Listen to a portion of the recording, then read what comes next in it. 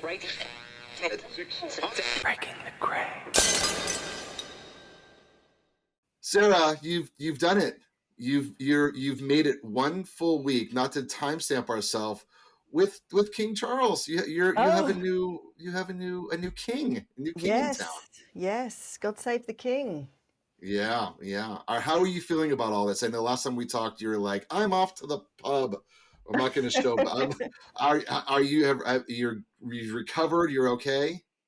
Yes. I mean, it's a full-on drama. It's amazing how serious it is over here. And of course, we've got a new prime minister and we've got a new king in the same week, and we've got a lot of pomp and ceremony going on right now in London. It's a piece of history. Yeah. It's a historical time. It is. I know. It's there. I have every single streaming service has something about the Queen, her coronation, who she was. They've been prepared for this for a very long time. So there's a lot of video content to watch, but an amazing human being. But Sarah, we're glad you're here, and I'm excited for today's guest. Number one, because I always talk about personally the disgustingness that I cannot lose weight, and I'm not putting the right foot forward here to get Don't myself. forget your language, Russ. We've I already had know. a podcast on this about we negative have. self-talk. Well, anyway, maybe today's guest may get you on the right track. Okay, good. I'm super, super excited to have Ede Fox on today. And I love the mnemonic that you gave us to kind of pronounce that, like a sunny day, because of course, how wonderful it is to see you. And yes, you have brought a bit of sunshine. And you're also known as Black Carnivore and the Black Carnivore. So that kind of gives us a clue about what you're going to be talking about. And I'm super interested in this topic because we've had a lot of people who spoke about nutrition, but the concept of going totally carnivore or kind of changing your diet that radically, one, it goes against kind of what we've been taught up to now, certainly in conventional wisdom. And secondly, it seems difficult to me to do. And, some part of me thinks, God, is that even safe to do that? So I'm very excited to have you on. I come from a whole family of vegetarians. So I'm very interested to hear what you have to say. So welcome on the show. Thank you, Ede, for coming on. Thank you so much for having me. I'm really excited to have this conversation too. And, the points that you raise are perfectly normal and natural. I mean, of course, I was always a person that wanted to do good things for my health, so I sought out information from people who I thought were experts to explain, how to be healthy, how to optimize your health, what are the best things to eat, what to do to lose weight and all of that. And none of that ever worked. So I got tired of beating my head against a wall, trying to moderate, how much donuts I had, or moderate my M&Ms, or, any of those things. None of that worked for me. And so I really, I kept looking for more information. And when I happened upon and ended up, I started a keto diet, a lot of the health problems I had significantly improved, or even disappeared altogether. And that began my, interest in like the human body and diet and what was happening. Now, in my former life, I was getting a PhD in anthropology. So I've always been interested in human evolution, our subsistence patterns, like how we came to be who we are today. So, I think to a certain extent that sort of drove, my interest in diving in more on the science of keto. But I really enjoyed that process, and it just continued to open my eyes. Now, I started hearing about carnivore, and when I first heard about it, it was like, that's crazy. What are you talking about? You've got to have all the colors of the rainbow in your vegetables, and you need to have so many servings a day, and and this is required. And so, but I kept hearing over time, hearing different people sort of talking about their experience on carnivore and what changed for them. And since I still had lingering problems that I saw other people get resolution on keto, I, still felt like I need to keep looking. I haven't quite found the solution for me. So, I finally decided, I mean, it took a long time, but I probably heard about carnivore in like 2007 or 2008. It wasn't called that then, but I heard about it, but I didn't actually try it until 2017. And then I decided to full on try it. And I think a lot of people come to this like, well, I'm 98% carnivore. I really only have this, and this vegetable food. But I will say that there is a difference between being 98% and 100%. That's not to say that you have to stay at 100%, but I do a lot of coaching, and I have a carnivore community. And I do like to get people to at least do the first 5 days really strict and just see how they feel, because a lot of these changes happen very quickly. I mean, you're not going to lose 100 pounds overnight. You're not going to get off your diabetes medication like Oh, instantly. But you will see some significant difference in terms of how you feel, the inflammation, and all of that. And so I think it's important for people to just get a little taste of that and understand what that feels like. And then they can kind of decide where they want to go in terms of, how they do carnivore. And my approach, the way I talk about it is, the goal is not to be like the most carnivore. There's no queen of the carnivores. There's no prize for being the best carnivore. The goal is to feel better. And you have to match the way that you're eating with whatever goal it is you're working on. So if you're fighting cancer, you're definitely going to have to be strict. If you are mostly at your goal weight and, you feel that you're generally pretty healthy, you probably can be more relaxed and incorporate other things. But that's on you, and you have to decide, how good you want to feel. So for me, I decided I feel better when I stay more strict. To get back to my story, I kind of came to it with allergies, asthma, and eczema. Those were the things that I was really struggling with at the time, and they did not get better on keto. In fact, um, at the time that I started carnivore, my asthma and allergies and eczema was at its absolute worst. And I ended up going to urgent care twice because I just couldn't breathe. And so, I ended up going to a pulmonologist, and I was diagnosed as having allergy induced asthma, which just means, I'm inflamed and my lungs is where it's coming out. And so, I got started with carnivore. And when I started carnivore, I was, maybe didn't have the best information. So I started out, I don't know why I thought I could only eat ground beef and butter with no salt.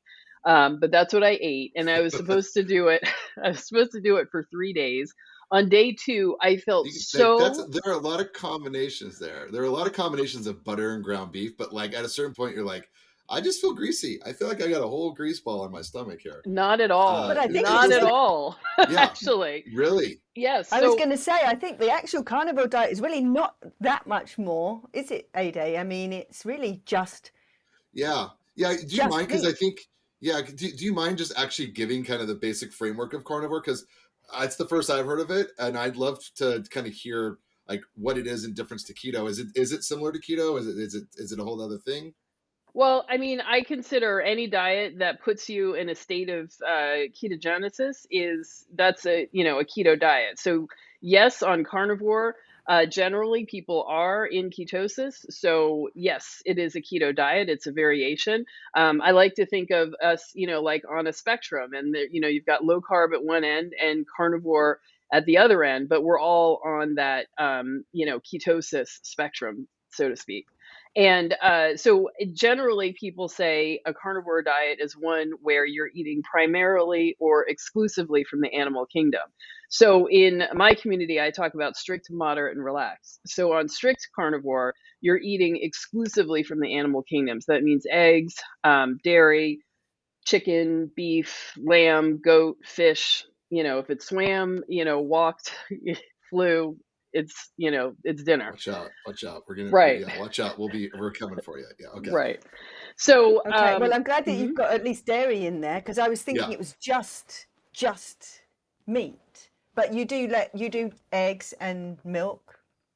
So, yes, and I think it's Right. important for Okay. remember for people to. A lot of times we think about variety as being important, and so, but variety, we think about variety as in different types of animals. I think about variety as in different types of animal product. So if you're eating muscle meat from fish, from chicken, from pork, and from beef, you're not getting a lot of variety. But if you're eating organ meat, connective tissue, bone marrow, the collagen, then you're getting much more variety, even if you're in the same animal. So that's kind of that's the advice that I give people. And then you have to eat ruminant animals. So a ruminant animal is a grazing animal that has a rumen. It's got four stomachs. The way it processes food is it eats grass. It gets fermented through all of these stomachs, and that form of consuming food really converts inedible plant material, inedible for humans, into a very high quality meat and fat that really can support us. So any kind of ruminant animal is, I mean, the ones that we're most commonly going to have access to are beef, lamb, and goat. But you might also have bison, elk, venison, and then I think there are others that I don't know and I don't see in the grocery store. And I Yeah. haven't heard you mention pork. Is pork not part of it? Pork is not a ruminant animal. So pork and chickens, they're monogastric animals. They have, a single stomach and they digest food similar to Single us. stomachs. So they don't produce as high a quality and nutrient dense meat as do cows, lambs, and goat.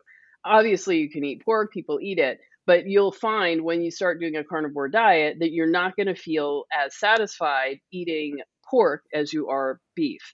Now, the solution to that, as I tell people, do surf and turf, like have your fish, but, have it with a steak, have your chicken wings, but have it with a burger. So don't let a day go by where you have not had a portion of some ruminant animal because you won't feel well. And sometimes people get started on this and they're like, bacon and eggs, I love it. I'm having that for breakfast, lunch, and dinner. And it tastes great, but you're not going to feel good if you do that, even in one whole day. You're going to feel more hungry and you're going to feel less satisfied and energetic. So, yeah, so that's kind of the strict version of carnivore. Then there are lots of people who incorporate herbs and spices, coffee, low sugar fruits like avocados and olives. And then there are people who are more relaxed, and so they'll have artificial sweeteners. If they go out to dinner, they may have the side, or maybe they make a stew for the family and there's vegetables in it and they eat a little bit of that, but mostly the meat, so that kind of thing. So there is a range. And really, in biology, the way they define a hypercarnivore is any animal that gets 70% or more of its food from animal sources. So by that definition, even clean keto is a carnivore diet. So, anywhere on that spectrum, you kind of decide where you want to be. Now, for me, I had to take out dairy. Dairy is an irritant for a lot of people, and also eggs. So not everybody, goes in on those. And I find that I I go in and out of wanting eggs, and I'm careful about not buying them too often, eating them too often, eating too many at once, or eating too many days in a row, because I don't want to start up a more of an allergy. I mean, I've definitely gone years of my life where I couldn't eat eggs, like they just made me so nauseous. So now I think that my gut has healed enough that I can tolerate them, but I want to be careful because I don't want to ruin that as a food because it's a great, easy, cheap carnivore meal. So, I don't want that to be ruined. Yeah. Well, yeah, talking about, I mean, you just mentioned it's a cheap carnivore meal. I mean, here in England, like the prices have gone up, like to legitimately buy a packet of butter now, like organic butter in a supermarket here, it's £7, which is about $10, to buy a big pack of butter. So, from a point of view of them buying steaks or even ground beef or anything, is it a little bit elitist, do you think? Because how are people kind of financially doing a carnivore diet? Well, I don't think it's elitist at all. Yes, if you're trying to live on, aged ribeyes every day for every meal, yes, You have to be super rich. Seem like it. I, you Seem know, like it every day. yeah. But generally I eat regularly ground beef or chuck roast. Chuck is the next cheapest beef after ground beef. And and then sprinkle in a few other things as I see them or and I'm interested in them. But steak is not a regular occurrence for me. And while meat is more expensive, I don't know that it's that much more expensive. When I compare, like, when I was in my days of getting, all my fresh fruits and veggies and all of that, I'd look at broccoli and it was 3.89 a pound, and then I'd look at ground beef and it was 3.99 a pound. I can eat 2 pounds of ground beef for an entire day and be completely and totally satisfied and need nothing more.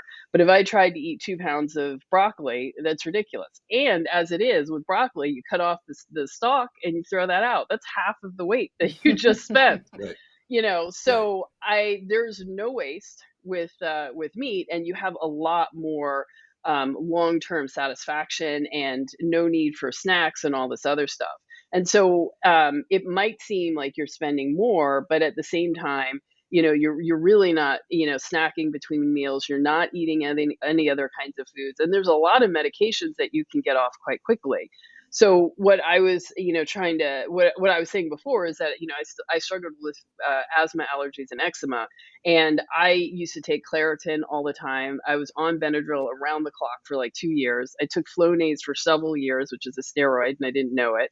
I bought Sudafed all the time, Mucinex, super expensive, tons of boxes of tissues, and all of that stopped when I went carnivore. And I think, I must have probably been spending, $100 a month on allergy related, products. And, I put that into my food budget, and, that really made a big difference for me. So I think a lot of people, depending on what your condition is, you might find that, it ends up being a lot cheaper, especially when you can get off medications and stuff like that. That stuff is not cheap.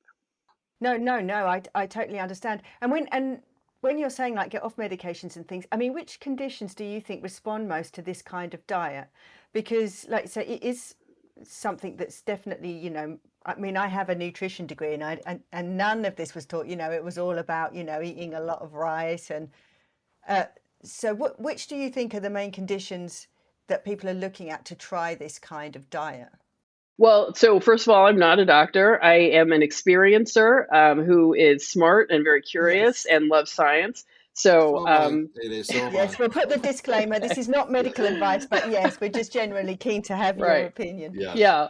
But in my opinion, I think carnivore is really awesome for two things. One, the ketosis, being in a state of ketosis is incredibly healing, and it does a lot of stuff in the body. And there's, a growing body of research studies showing how effective being in ketosis is for dealing with any metabolic disease, including insulin resistance, metabolic syndrome, diabetes, heart disease, high blood pressure, stroke, and that sort of thing. So anything that has to do with metabolic conditions, that is vastly improved. And then I also see carnivore really shining when it comes to any kind of autoimmune, any kind of inflammation, and also mental health stuff. And I think that really comes by because, not only are you in ketosis, but you're also removing the plants that can be irritants for a lot of people. And that is like sort of a new concept for some of us. But plants are not our friends, and they don't desire to be eaten.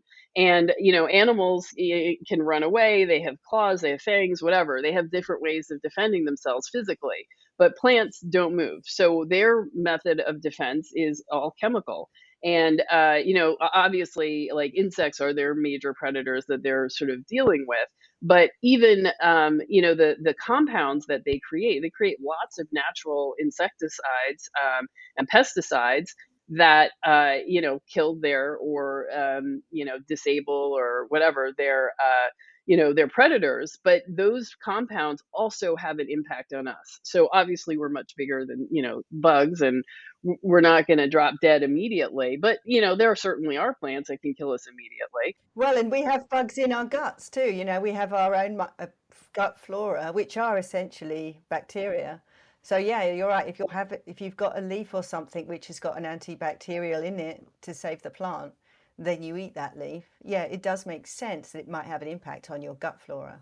Yeah, absolutely. So what I see is that people almost right away feel a level of mental clarity and happiness, depression lifting, or just mood sort of evening out, so that you just generally feel good all the time. I also see people's inflammation come down. So arthritis, any kind of joint pain, any kind of what is it? Tendonitis or anything that ends with that itis, wherever that is in your body, that stuff goes away or it greatly reduces. And, finding another way to deal with pain, constant chronic pain is, obviously huge. People are struggling with all kinds of pain drugs in this country. So if you can find another way to get off of that, I definitely think that this is important. So yeah, so those were the things that where I see it shine. And so for me, I have a ton of autoimmune stuff, and dairy was actually a real problem for me. Soon as I took that out, it was like instantly all the inflammation came down, and I haven't, since I gave up dairy, I haven't used my asthma inhaler. And my asthma was not under control before. It was not under control. So just a couple basic questions. So one is, getting started on keto. The hardest part about keto is just it's A, getting started, B, getting all the crap out of your diet that you've gotten used to, and even just so I think it's more, and is it patterns as well as the bad foods? So changing patterns is probably one, and also getting the bad foods out. So two-part question. One is, what are the gotcha things to get out of your diet for carnivore, and then what are some tricks that you've employed to change patterns of behavior of snacking all day, or like gorging before you go to bed? Like, what are some of those things? Because I find those to be my most challenging things to manage. Well, I think carnivore can be, especially strict carnivore, can be easier because a lot of times with keto, you're always having to evaluate and count how many carbs you've had and look at the ingredients list and sort of make decisions. And every time you make a decision, your willpower is like a muscle. So every time you make a decision, you're like, working that willpower. So by the end of the evening, you don't have a lot left. But if you can make the decision, okay, for 5 days, I'm going to eat, beef, butter, bacon, and eggs, or beef, salt, and water, or whatever it is you want to do. You can do that and remove all that thinking about it and just experience how you feel. But, I don't tell people to try to do this way of eating if you're not getting evidence that it's working. So if you're not feeling better, then, of course you should stop. But a lot of people are surprised how much better they feel and how quickly it happens. So I just did a 5-day challenge, and it's just with a whole bunch of people in my group. I have an online community, and it was just amazing to me how quickly people were having massive, massive improvements. I mean, not small improvements. So it is, you gotta get a community that can give you that encouragement and support, and you've got to get good information. I think a lot of people decide, oh, I want to try carnivore, and what they do is they drop their keto additions, so they're left with sort of just eating chicken and turkey and some fish, and you cannot do a carnivore diet like that. So a carnivore diet must be high fat, and you've got to have ruminant animals. People who try to do it any other way, always end up quitting because you just don't feel good. Like it really, you won't feel good at all. But once you get get started the right way, you have some ideas. I do try to provide support in my group with people, because most people are not living in a carnivore household. So you're going to be living with people who No, eat, yeah, that's the problem. It's a bit yeah. antisocial, isn't it? I mean, because you can't really go out so much and eat something. And if you're with a family, you're just sitting there with Well, this is what a bowl of we, mince, basically, just ground beef and so. no mince, no mince. But this is No what, mince. oh, mince, not Isn't mince. that ground? Yes, Ground, ground beef, yes, that's what mince. we call ground beef. Yeah, so basically, yeah, it seems like a totally bizarre. I think getting past that bit, because it seems so bizarre. Like I say, I'm from a vegetarian household, and all my family really are mainly vegetarian. So I have another hurdle to get through, which is kind of the guilt hurdle, because I have tried to integrate a lot more meat, but one, I can't eat farmed meat because I just can't handle the guilt of that. So I'm having to buy kind of expensive meat, and like they do venison in certain supermarkets here. So I'm kind of having this very weird diet where I'm just eating eggs and venison, ground venison. And I can only do it when I'm on my own, because it's just too bizarre for the people around me. So how do you kind of advise people who've got families and who are, to maintain that for, any period of time? Well, my father is also a longtime vegetarian since, he was a kid. So, he definitely thinks I'm crazy. But what can I say? I mean, I just say to people, only you have to live in your body. And if you don't like the way that you feel, it's only your responsibility to do something about it. So everybody else can have opinions, but they don't carry your pain. So if you are in pain and you're suffering, you just have to put that aside. Now, what I tell people who have families where, your people are eating different things, like I talk about finding ways to negotiate with people, like where are those things going to be kept? They be kept out of sight and closed?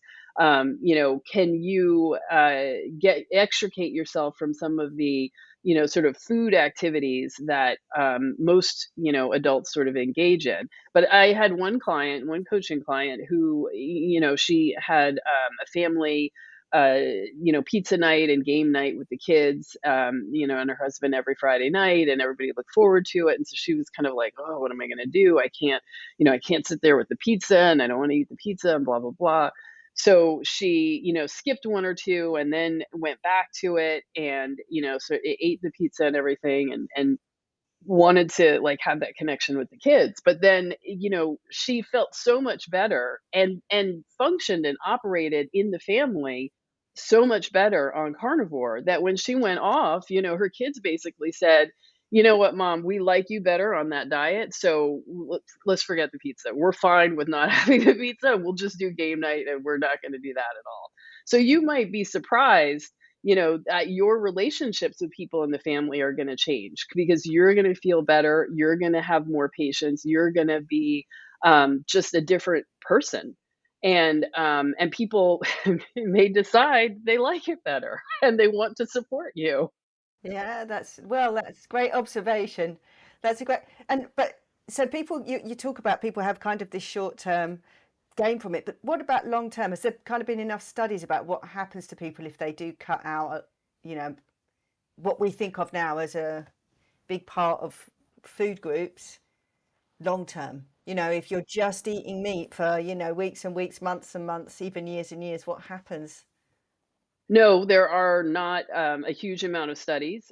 There was recently a study, I think, from Harvard that looked at, uh, I don't know, I want to say almost 10,000 people who say they follow a carnivore diet. And, the improvements they had in the conditions that, I described, metabolic syndrome and all of that stuff, were tremendous, and much more than you see with any kind of medication or, prescription intervention. So these lifestyle changes alone were enough to, make a huge difference. So, we're kind of in, what can you say, the Wild West, right now. But there are definitely people in this community who've been following this way of eating 10, 15, 20 years, so it's not like, it's someone like me who started in 2017, like spouting all of this knowledge. I mean, there are people who have been doing this much longer and who have developed some kind of wisdom about it. However, I think that, I also say to people, if you're feeling ill now and you have disease now and you change the way you eat and you get better, it's very hard for me to believe that that is going to lead to worse health outcomes. Having diabetes is bad, and the end of that, we know what the end of that looks like. It looks like amputations, blindness, painful death. If you are able to make a change in the way you eat, you are no longer on medication and your blood sugars are normal and your diabetes is not progressing, why does that mean that that way of eating is unhealthy? So I don't know, I can't believe that it leads to more cancer. We already know that obesity and metabolic syndrome and inflammation directly causes cancer. So I don't know. I just don't understand how something that can make you better now makes you worse later. So that's what I say to people. I mean, I'm not a doctor, I'm not a researcher. I have my own experience studying, anthropology. So I believe that this is how human beings ate until the agrarian, the agricultural revolution. Yeah, well, that's interesting too, because a lot of people kind of push back on that and say, well, our ancestors, maybe they kind of foraged for nuts and berries and kind of every now and then may have killed an animal. Or do you think from your own research that's not true? That's not true. We hunted. We were talented hunters and we grew and became stronger. Our brains got bigger because we had dense nutrition. I mean, if you and I'm sure you've heard about this before, but like if you look at a gorilla, they're huge. But their form of digesting food is through fermentation. So they have this ginormous gut that takes all day, and they've got to eat constantly in order to, process enough food and calories for them to survive. We don't have big stomachs like that, and we're able to go long periods without eating because we carry this battery pack on our backs called fat, and we are able to access that fat.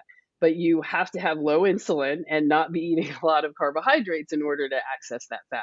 So our energy system is very different from a frugivore or an herbivore.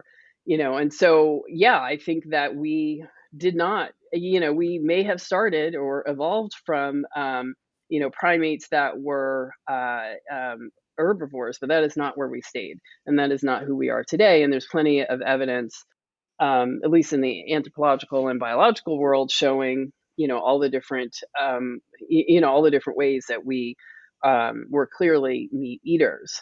But I think, there's definitely a story and a way of talking about naturalness, nature, connection to nature, and sort of vilifying meat and connecting it to capitalism, imperialism, and and other things. And so I think that it's more nuanced than that. It's more complicated, and that story doesn't help us to actually achieve health.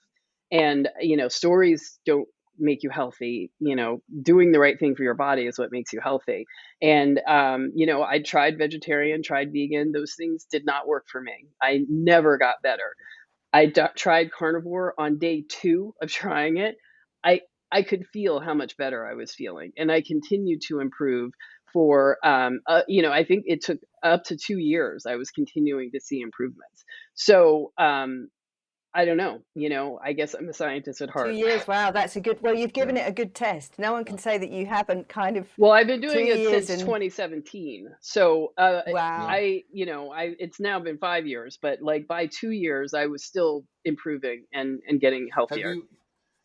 I a couple of questions again. So one is, I would like to know some of the gotcha foods that knock you right out, which are ones that you just try to avoid, because I think that sometimes, and then as part of that too, Sarah and I have talked to a lot of people who are really talking about supplements and pushing supplements and taking powdered forms of collagen. Like, are there things within that too we should just avoid? Are there replacements we can take? I'm traveling. I have a pack of collagen. Does that at least keep me in ketosis?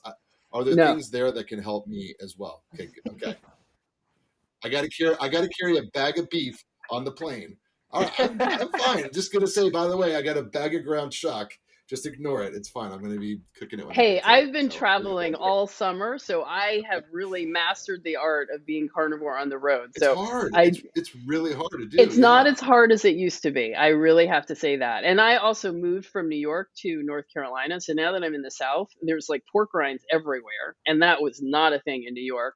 And, I spent some time in Texas and man, you can just knock yourself out at the barbecue spot and you are good to Oh go. God, yeah. I went to the Yeah. barbecue in Austin. That's more meat Yeah. than honestly, that was more meat than I'd eaten in 2 years. I ate in that Yeah. one sitting in that place in Austin. It's Yeah. good stuff. Yep. Yeah. Yeah. But as for the collagen and the supplements and stuff, meat is incredibly nutrient dense. And so people, will often say, well, kale, it's so great. And it's like when you actually put the nutrient, profile next to each other, kale has a lot of, what is it, vitamin A and a few specific things. But beef has a, some of everything. But if you're eating 2 pounds of beef in a day, you're getting all of your RDA and you're not lagging in anything. And collagen is one of those things. Like collagen holds together muscle fibers. So if you ever get brisket, you know how if you cut it the wrong way, you've got these ropes of, muscle fibers. Well, those are bundled together with collagen. So you don't need to take powdered collagen. You eat brisket, you're eating a ton of collagen. You're eating any kind of meat, you're getting collagen. And, perhaps that's why with carnivores, we look younger, our skin looks great, that sort of thing. That's definitely a difference that people see. So I don't worry so much about the supplements. Now, you are the sunlight lady, as you say, Sarah. I, grew up in New York City, and like I said, I just left. I was an apartment dweller. I did not get a lot of outdoor time. So coming down here, I really made it my business to sit out in the sun and be out there and try to improve my vitamin D. The vitamin D is fat soluble and it comes in foods that are pretty common on the carnivore diet. But I think as a New York City person, I probably can't eat enough to and make enough to sort of get myself caught up. So that is something, a supplement that some people do take, and you might find benefit from that. But overall, supplementation is for if there is like a specific deficit, and then you supplement it to resolve that. But it's not. I don't. We don't expect to be on supplements like endlessly. You take it to resolve the problem and then it's resolved. Or it's not and you figure out, something else is going on. So, and as far as the foods that will knock you out, so anything sweet, if it tastes sweet, it is sweet. This is what I tell people. And, in the beginning, I used to think, oh, salads and vegetables and, oh, I miss these things. But I realized that, it was the balsamic vinaigrette that I missed, which is sugar. It was, the condiments and sauces, which is sugar. And all the things that I really missed were the sugar, and that's going to knock you out. The vegetables, I think, for a lot of people, once you take out all the sauces and all that yummy stuff, and you're just eating the vegetable, it's kind of like, eh, I could take it or leave it. But you eat like a really delicious meal. One of my favorite things to make is chuck roast. So I chop it into little cubes that are like the size of a die, and I air fry it for 6 minutes or 6 to 8 minutes. And it is super cheap, super fast, totally delicious. And a chuck roast has the right fat to protein ratio. So you're going to get a lot of good fat, and you're going to get good quality protein, and it's filling and it's quick and easy. So that's something I make a lot. But anything that like tastes sweet, anything that's coming, that's processed is going to that can be triggering. And a lot of people are coming to this with sugar addiction or food addiction. So not everybody has that component, but if you do have that component, trying to add things like honey or fruit or, occasional sweets or artificial sweeteners is just going to keep you in that cycle of addiction and binging and purging and, whatever. So I always tell people you just got to stop all of it. And then, your taste buds will reset and you'll kind of break at least some of that physical addiction to that sugar. Yeah, for sure. It would be good to leave people with kind of like your top tips for, I mean, already you've given a good overview so people can kind of make their own choice. Because you're right, it's all about self-responsibility. That's what we're trying to encourage. But if people then decide, okay, I want to try this, what would be your top tips for getting started? And maybe you could just tell us, what does your day look like? I mean, what is your like breakfast, lunch, and dinner? So we can kind of get our heads around, you know, Yeah. what that would actually be to live that. Well, so today, this is a little bit more personal to me, but I have epilepsy, and I have decided to, with my doctor, we've decided to wean myself off of medication that I've been using for years. Obviously, you can't stop epilepsy medication overnight because it will trigger a seizure. So as I'm coming off, I'm kind of nervous about it because this is a big deal, right? So I have been drinking buttered coffee. 3 times a day. So that butter has a lot of MCT oil in it, and that will trigger you to have higher ketones. So I'm trying to keep my ketones as high as possible to protect my brain. So right now I'm having buttered coffee more frequently.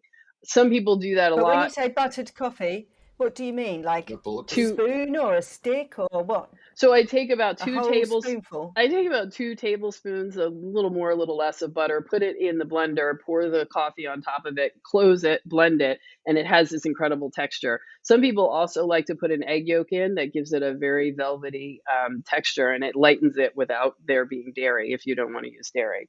And some people put coconut oil, or is that a no-no?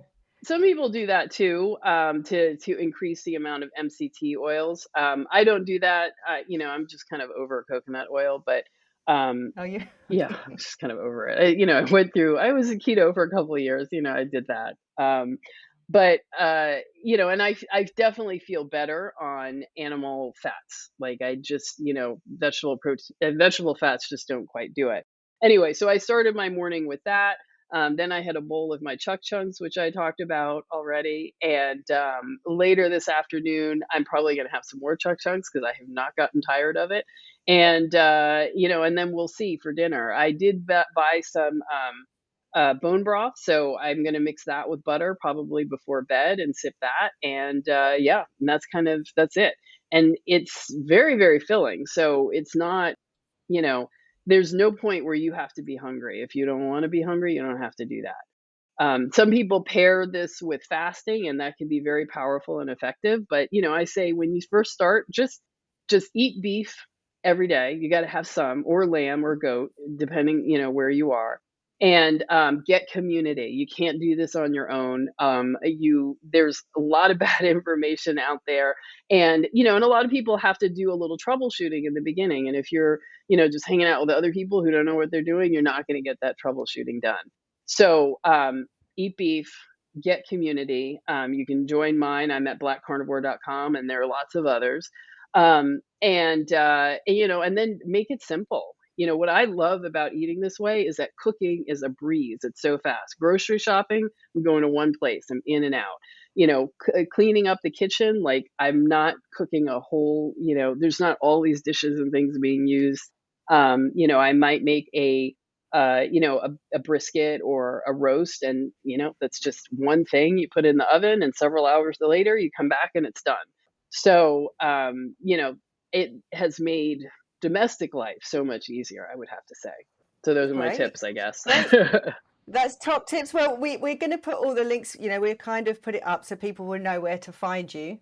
And I know I've been on your Instagram page and there's a lot of recipes on there. I'm thinking, oh my goodness, salt and beef, is that it? But, I think you're right. It's just for people to start to see what other people are making, get going. I mean, you clearly look fabulous. So, whatever you're doing is working for you. So, Thank I you. mean, yeah. So that's great. But I mean, let's say it's something, I don't know, Russ, we could maybe do the 7-day challenge again, but Yeah. let's say it's something that's super challenging for me because, I think there's other layers to it, but I'm willing to try. I'm totally into the brain a day. So anything where I think I can enhance my brain power, that's kind of where I'm at.